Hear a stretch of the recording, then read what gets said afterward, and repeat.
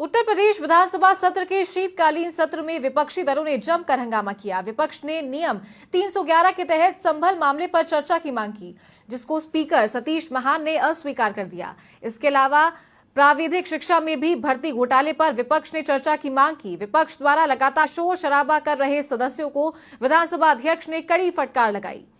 विधानसभा अध्यक्ष सतीश महान ने कहा कि नियम विरुद्ध विपक्ष मांग कर रहा है। 3 वर्षों में सदन कभी इस तरह स्थगित नहीं हुआ।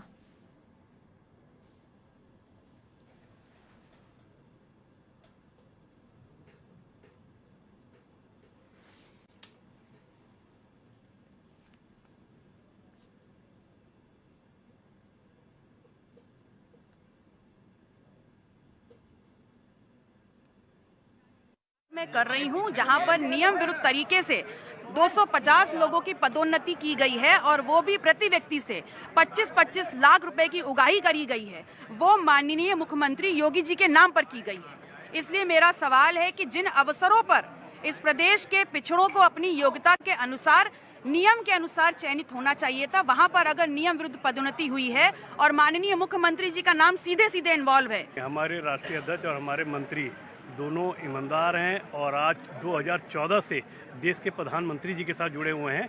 जो भी लगाता है ये हमारे माननीय मंत्री और हमारे पार्टी को नाम बदनाम करवाने के लिए। उत्तर प्रदेश विधानसभा सत्र आज से प्रारंभ हो गया है, लेकिन जैसे कि पहले ही आसार जताए जा रहे थे कि विपक्ष हंगामा कर सकता है। 5 दिवसीय सत्र है, अनुपूरक बजट इस सत्र में पेश किया जाएगा, लेकिन सदन के शुरू होते ही नियम 311 के तहत संभल पर चर्चा करने को लेकर विपक्ष विधानसभा अध्यक्ष सतीश महाना से गुजारिश कर रहा था, लेकिन विधानसभा अध्यक्ष सतीश महाना ने विपक्ष की ये अपील जो है अस्वीकार कर दी और उसके बाद से ही विपक्ष जो है वो विधानसभा के अंदर लगातार नारेबाजी करने लगा और विधानसभा अध्यक्ष को नतीजन 12:20 तक के लिए ये सदन स्थगित कर देना पड़ा। लेकिन अभी से थोड़ी देर बाद जब सदन शुरू होगा तब फिर से विपक्ष द्वारा हंगामे के आसार हैं। इस पर चर्चा करते हैं जय त्रिपाठी से कि आखिर जब सुबह से ही विपक्ष इस बात को लेकर ये आसार जताए जा रहे थे और विपक्ष नारेबाजी भी कर रहा था, तो ऐसी कौन सी दिक्कत है कि सरकार जो है इस पर चर्चा नहीं करना चाहती? जय, आखिर अगर विपक्ष इस चीज़ की मांग कर रहा है तो क्यों चर्चा नहीं हो रही है?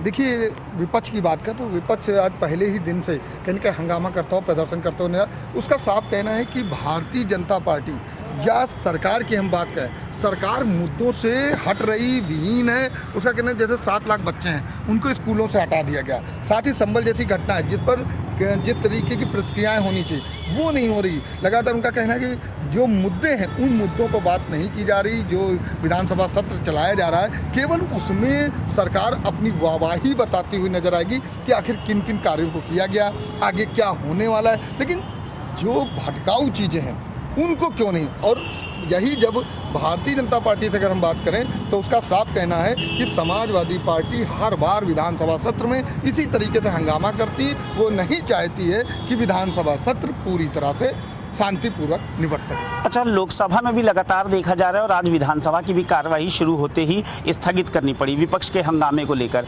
विपक्ष की जो मांगे हैं उस पर जब सर्वदलीय बैठक एक दिन पहले शाम को होती है तो विपक्ष की तरफ से भी ये सारी जो उनके जिस चीज़ के लिए वो मांग कर रहे हैं, मांग उठा रहे हैं, वो चाहे संभल पर चर्चा को लेकर हो या फिर अनुपूरक बजट जो लाया जा रहा है उस पर हो या फिर भ्रष्टाचार हो।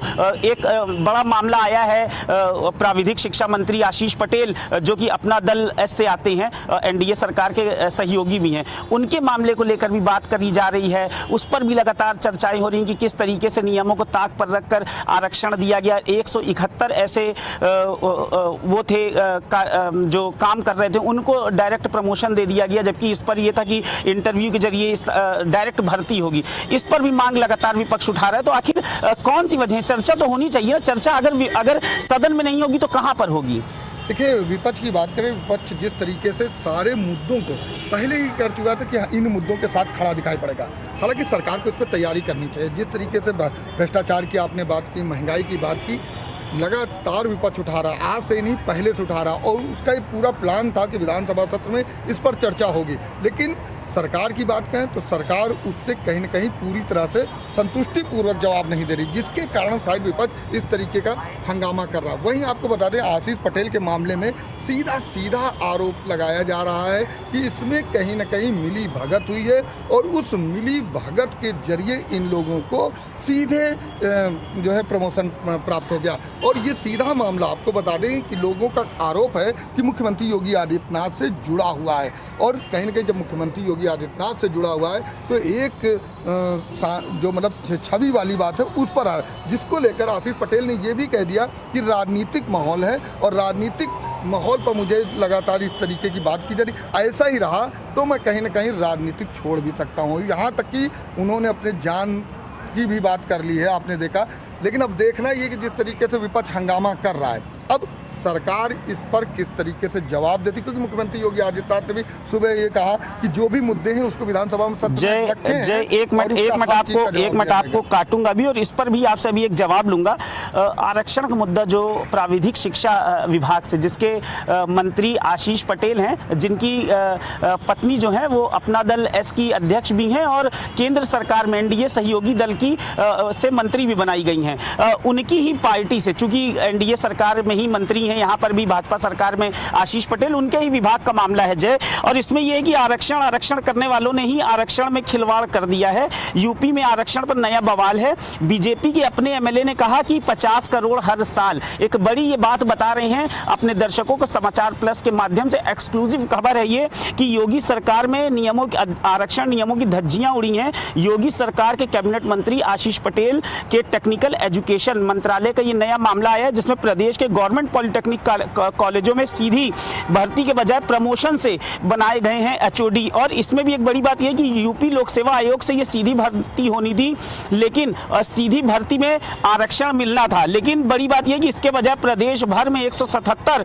लेक्चरर्स को प्रमोट कर सीधे एचओडी बनाया गया है। और एक और जो इसमें बड़ा जो एक बम फूटा है वो ये है कि आशीष पटेल जो कि कैबिनेट मंत्री हैं, उनके अपने ओएसडी ने ही इसके विरोध में इस्तीफा दिया था, और उन्होंने कहा था कि मैंने माननीय मंत्री जी को कई बार इसके लिए मना किया कि आरक्षण जिस तरीके से दिया जा रहा है ये गलत है, लेकिन मेरी बात नहीं सुनी गई, जिसके कारणवश मुझको इस्तीफा देना पड़ा। और इस पर बीजेपी विधायिका हैं मीनाक्षी सिंह, जिन्होंने इसका विरोध करते हुए सीएम योगी आदित्यनाथ को चिट्ठी लिखी और कहा, मीनाक्षी सिंह ने, कि 50 करोड़ प्रति वर्ष की वित्तीय अनियमितता का गंभीर आरोप लगाया है। केंद्र शिक्षा मंत्रालय के तहत तकनीकी शिक्षा की सर्वोच्च संस्था AICTE के नोटिफिकेशन का भी उल्लंघन हुआ है।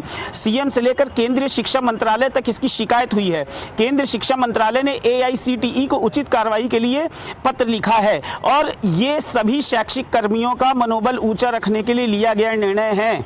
इस पर ये जो पूरा मामला उजागर हुआ है, इस पर क्या प्रतिक्रिया है उनके अपने आशीष पटेल की या उनके जो सहयोगी विधायक हैं उनकी पार्टी अपना दल के, उनसे सुबह आपने बात की है। RS वर्मा, उन्होंने क्या कहा है इस पर जय? देखिए, बात किया जाए जिस तरीके से माहौल है, ओएसडी की बात करें, ओएसडी की जिस तरीके से बात हुई, उसके बाद कहीं ना कहीं लगातार आरोप के घेरे में आशीष पटेल साफ नजर आ रहे हैं। वो विपक्ष उसी बात को लेकर हंगामा कर रहा है। उसका साफ कहना है आरक्षण की बात की जा रही, लेकिन आरक्षण के जिस तरीके से बातों को पूरी तरह तत्वाधान के साथ निभाना चाहिए वो नहीं हो रहा है।